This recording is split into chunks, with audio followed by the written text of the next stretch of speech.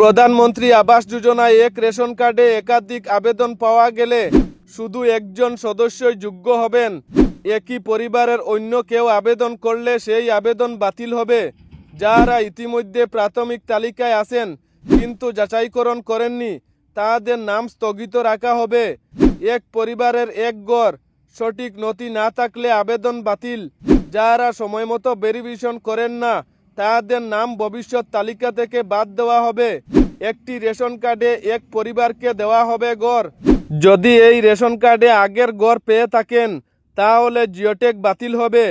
প্রথম থেকে যদি নাম তালিকায় থাকে আবার জিওটেকিং করে ভেরিফিকেশন করান তাহলে প্রথমের নাম কাটা যেতে পারে। মুখ্যমন্ত্রীর বড় ঘোষণা, প্রধানমন্ত্রী আবাস যোজনা শুরু হলো। নতুন যাচাইকরণ প্রক্রিয়া, নিয়ম না মানলে তালিকায় আসবে না নাম। প্রধানমন্ত্রী আবাস যোজনা পিএমওয়াইজি এর আওতায় উপভোক্তাদের জন্য রাজ্য সরকার জারি করেছে নতুন নির্দেশিকা। এবার থেকে ঘর পাওয়ার আগে নতুনভাবে যাচাইকরণ ভেরিফিকেশন প্রক্রিয়া সম্পূর্ণ করা বাধ্যতামূলক করা হয়েছে।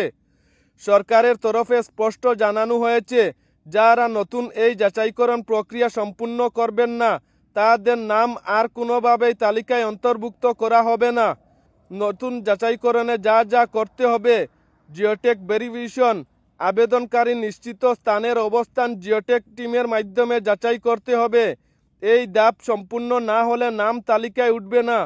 প্রতিটি আবেদনকারীর Aadhaar, voter ID, ration card, bank নথি ও জমির তথ্য মিলিয়ে দেখা হবে। কোনো তথ্য ভুল থাকলে আবেদন বাতিল হতে পারে। ব্লক বা পৌর প্রশাসনের প্রতিনিধিরা সরাসরি আবেদনকারীর বাড়ি বা জায়গা পরিদর্শন করবেন। মুখ্যমন্ত্রী ডক্টর হিমন্ত বিশ্ব শর্মার বিশেষ বার্তা, আমরা চাই প্রকৃত গৃহহীনরা যেন প্রধানমন্ত্রী আবাস যোজনার ঘর পান। এই জন্য যাচাইকরণ প্রক্রিয়া নতুনভাবে সাজানো হয়েছে। যারা যাচাইকরণ করবেন না তাদের নাম তালিকায় অন্তর্ভুক্ত হবে না, এটা স্পষ্ট জানিয়ে দেওয়া হলো। তিনি আরও বলেন, স্বচ্ছতা বজায় রাখতে আমরা ডিজিটাল যাচাইকরণ শুরু করেছি।